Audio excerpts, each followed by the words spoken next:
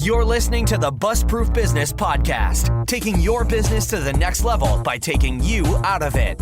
With our experience and proven results, we'll help you find the success that many crave, but only we can help you achieve. It's time to get started with your host, Greg Murphy. Hey guys, it's Greg Murphy, and this is the Bust-Proof Business Podcast, and thank you guys so much for hanging out with me today.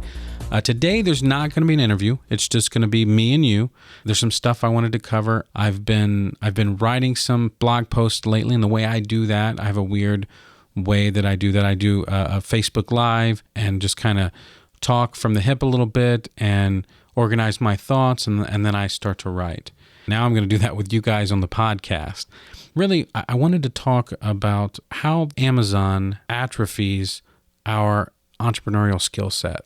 Now, first off, what does that mean? I mean, atrophy, hopefully we know that what that means is that your muscles start to, or whatever, it starts to degenerate over time from not using it. First off, if you're not familiar with Amazon's FBA program, if their fulfillment program, you go source widgets from wherever and you send them into Amazon's fulfillment network, you price them, but then they ship them out to the customers. They do the branding, they do the marketing, they take care of the website. Amazon's customers, it's not our customers. And so what ends up happening is that people that want to start a business end up becoming employees of Amazon, because that's really honestly what we are. If you have an Amazon business, what you're really doing is you're working for Amazon. We're all working for Bezos.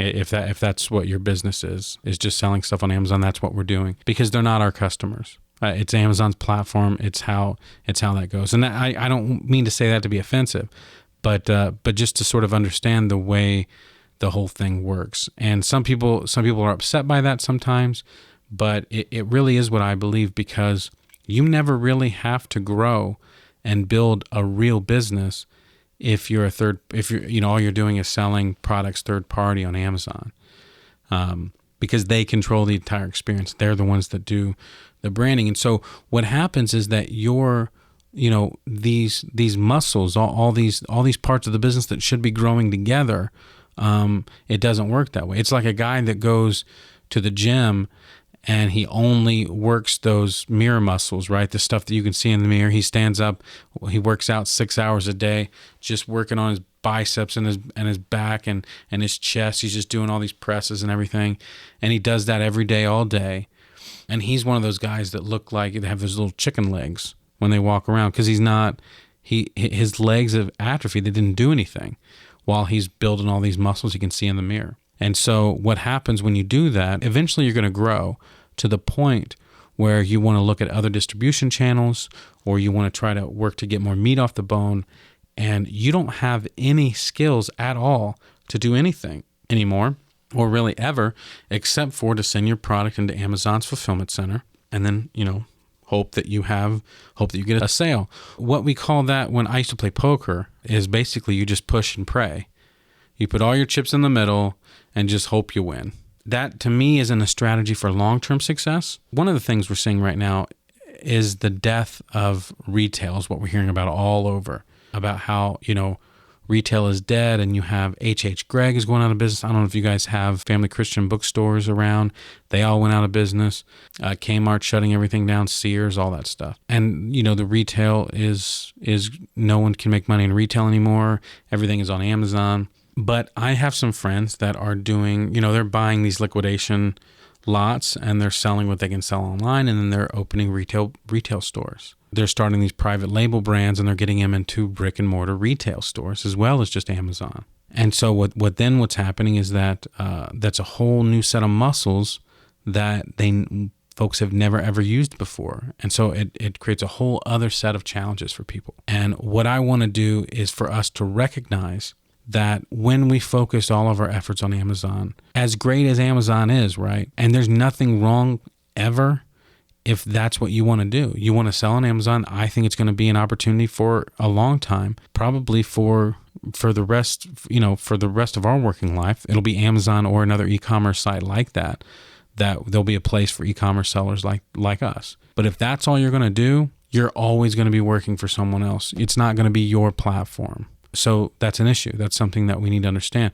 And when you decide to move past that, when you decide to build your own brand, when you decide to start taking care of customers and building something that's yours, then we can start to be business owners. Then we can start to flex all of our entrepreneurial muscles and really take pride in what we're doing because we're building something for us. And again, I love Amazon. I mean, our goal is to, over the next 24 months, for Amazon to be less than 50% of our revenue. That's just because, we want to push this retail bookstore thing. But I mean, obviously Amazon is always going to be a part of what we do. But for us, it's important that Amazon isn't the end all be all. And I just want you guys to realize that even if your plan is to only sell on Amazon, which is perfectly fine, you have to understand that you need all of those muscles that can easily atrophy by only selling on Amazon. So if you're outsourcing items, you're doing retail arbitrage, or you're doing wholesale, or any of those ways to run your business, you need to be able to build a brand. Because even if all you're doing is buying from companies or from whoever, you still are branding yourself. Everything that you do is everything that you do out in the world shows people something about you. You have a brand, you have a personal brand. You just do. People look at you and they see something. And so we need to be in control of that. And that's super important. And most of us don't think that way. But if you start to think like that, you can really change things and make a difference. Because we need to be able to negotiate. We need to be able to ask for things, ask for discounts, ask for because and a lot of us don't do that. But I've talked a lot about having a business Facebook page because we're all in sales. Even if what we're doing is buying from other people and other companies, you're still in sales and you still have a brand, and that's something that we need to understand. And serving our customers, all that, the flip side of that as buying is you're servicing your suppliers. You're taking care of the people that are selling to you. And we still need all of those skills that can atrophy if all we're focusing on is selling on Amazon. Now, we have the Busproof Live coming up June 9th and 10th. And the reason we made it June 9th and 10th was because we wanted the store to be open before we did that, so that the people that are coming from all over the country, we want them to be able to come to the bookstore while they're here. And so that means that we're opening the bookstore on June 2nd and 3rd. And so everybody's working their tails off, running around like chickens with their head cut off, trying to get open. It's going to be a 20,000 square foot building, the first time we open a retail store. And honestly, I'm a little bit scared. And, I live a lot of my life with that kind of low grade fear that, no one's ever going to buy books from me on Amazon anymore. Nobody's going to come to my store anymore. No one's going to come to the warehouse sale. You guys are going to stop listening to me. All that stuff is a low-grade fear that is part of my DNA as an entrepreneur. All of you guys don't have that, but some of you do. And a lot of you guys that are selling, that mostly just sell on Amazon, sometimes that fear can manifest as in, I'm afraid Amazon's going to shut my account down. And I that's not the fear that I have. Although we have had our account shut down for 4 hours one time, which is a story that if you ever meet me, you can buy me a drink and we'll talk about it. But that was obviously terrifying. But that's not something I'm afraid of. I'm afraid of Amazon's customers not buying from me anymore. I'm afraid of my customers not coming into my store anymore. That's the kind of fear. It's about customers. And those are the people that I'm thinking about serving. And those are the people that I think you need to think about serving, because without our customers, we don't have anything at all. And again, I think Amazon can atrophy that muscle. Like it can make us not think about the end customer. And honestly, opening my bookstore, right now the warehouse sale, and in the future the bookstore, it has been amazing because I got to see customers come in and make them smile. A lot of times when it's behind a computer, you don't really see that. You don't get to really think about the impact that you can have on somebody because it's so impersonal. And really the only the only interaction you have with customers through Amazon oftentimes is a negative one if they're leaving feedback. Otherwise, you just ship it and forget it. And so any kind of joy and sense of satisfaction that you get can only be something that is abstract, right? It's not something that you see, that, you can't see a smile on someone's face. If they come in and see you, especially if you're having a book sale, you can see the joy that you can put on people's faces. And that's helped me reconnect not only in the retail setting, but for our online customers as well. Because we're still, it's the same books that I'm selling in both places a lot of times, even though I'm not there to experience it. And it's probably a lot more muted since they don't have a relationship with me. They don't know me at all. Their relationship is more with Amazon. But still, we're some part of that structure, of the happiness that we're giving a customer. Dan Miller, who is a guy that I admire, the 48 Days to the Work You Love, he talks about dollar bills as thank you cards. And I think that's something that I've always felt is profound, and it's something that I think is amazing. That dollar bills, we can think of them as thank you cards. Now, another thing about entrepreneurial atrophy, and not just with Amazon, just in general, the imposter syndrome, right? That you hear about that, where you think that, well, I can't be an expert, I can't be, someone is gonna really find out one day that I'm a fake. And I'll tell you guys, that's something that everybody feels. I certainly do. I'm honestly amazed that I had to hire an architect to draw up plans. I did get an occupancy permit for the new store, and I met the guy, and I thought, in the back of my mind, I mean, I know, I knew it wasn't true, but in the back of my mind, I thought he was going to say, get this kid out of my office. He needs to be in school or whatever. Even I'm 35 years old, and it still feels weird to sit across from the table from these guys in these meetings. And so I hired the architect. He had to do whatever they had to do, but it still feels like I'm faking it. Like I still am looking around for the grown up in the room in these meetings, and it's me. I mean, I don't know if it's a generational thing or what, but it's still weird sometimes to think that I'm the one that's in charge. When I'm looking around for somebody to be the grown up, and I still can't believe that people let me out of the hospital with my daughter. I'm shocked. Like I remember, she's 4 years old now, and I remember when I was taking her, they took off the thing to make her not be able to boost her, the thing they put on her ankle or whatever, so you can't steal her. They take that off. They check to make sure that, she's in the car seat good.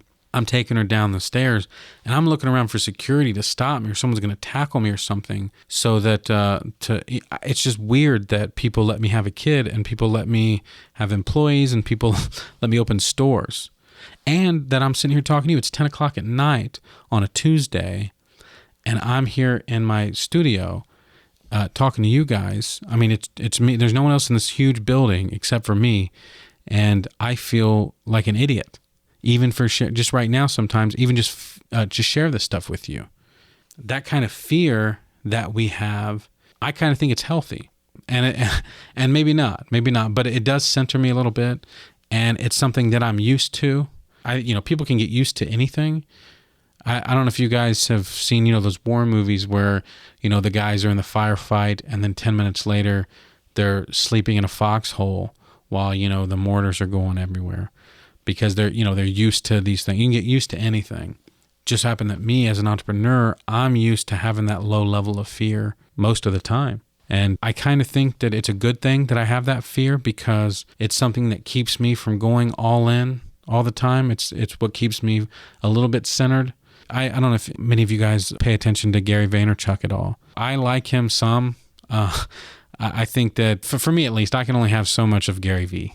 And then it all starts to taste like beans. But one of the things he talks about is he's not afraid to lose it all, because he thinks he can build it back again. And honestly, I'm not afraid of losing it all either, except for the fact that it impacts, the people that work for me. That's the big one. Because if I just started all over, it could be a lot more simple, a lot fewer moving parts if I knew then what I know now. which is kind of one of the reasons I talked to you guys about, hey, we're selling books out of our warehouse, doing merchant fulfilled, but I don't recommend that. I recommend you stick with FBA because all those extra moving parts are complex. I'm not afraid of ultimate failure. I'm afraid of the little failures, the fear of just no one's going to show up today, things like that. And the last thing I want to talk about, how Amazon is atrophying us, our entrepreneurial muscles. And the last thing I wanted to cover with that is, before I get to the last thing, I wanted to make sure you guys are understanding that I still think that e-commerce and Amazon specifically is the greatest thing for individuals in the United States in terms of being able to earn a living out of your underwear at home. I think it's the greatest thing that there is for us and for people that just want to be able to spend more time with their family and have financial freedom. It's something that's amazing. But it also doesn't let us live to our full potential as creators, because Amazon, it has a very particular place, a very particular box for you as a third-party seller. That's to get them product to sell. And that's really it. They don't want, they have all these strict rules about contacting their customers, which makes sense from their point of view. The good part of this, though, is that what it does is it allows people that might not otherwise be able to start a full and complete business to still be self-employed. I think that's amazing, because without Amazon, if all the third-party sellers on Amazon had to build a complete and full business, they wouldn't be able to make it. That's the great part of it. But the other part is that if all you're doing is selling on Amazon, unless you're willing to really hit it out of the park and really go all in and push very hard, it's going to be hard to have the type of success that's going to change your family tree, right? Because there's not a whole lot of competitive advantage to selling most things on Amazon unless they're your product. So I wanted to leave you guys with this last thought, which is to say, selling on Amazon is not a business. For almost everyone that's selling on Amazon, we're working for Mr. Jeff Bezos. There's nothing wrong with that, but that's kind of where we're at right now, that, in my opinion. And so that kind of atrophy, the way that you can start and run and grow a successful business without having to flex all those entrepreneurial muscles, can be dangerous for our future success. I really think that's true. And, we've seen so many people that get suspended on Amazon that then their whole business falls apart, and that's all that they go back to getting a day job. And that's not what I want for any of us. And that's why, Bust Proof, the whole point is to build these businesses that can run without you. So we can figure out these systems so that, we can spend our time on other projects and other things and other businesses that we want to build. Thank you guys for hanging out with me today. I just kind of wanted to get this off my chest a little bit. Hopefully it hasn't been a bummer. Hopefully it's can open some folks' eyes a little bit. Remember, guys, no matter what you're doing, no matter, how you're spending your time, how you're growing your businesses, remember, make today count. That's all for this episode of the Bust Proof Business Podcast. Be sure to point your browser to bustproofworkshop.com to sign up for our mailing list and to get your opportunity to enroll in one of our specialized seminars, guaranteeing you continued results in typical Bust Proof fashion. Thanks again for joining us. We look forward to taking your business to the next level right here on the Bust Proof Business Podcast.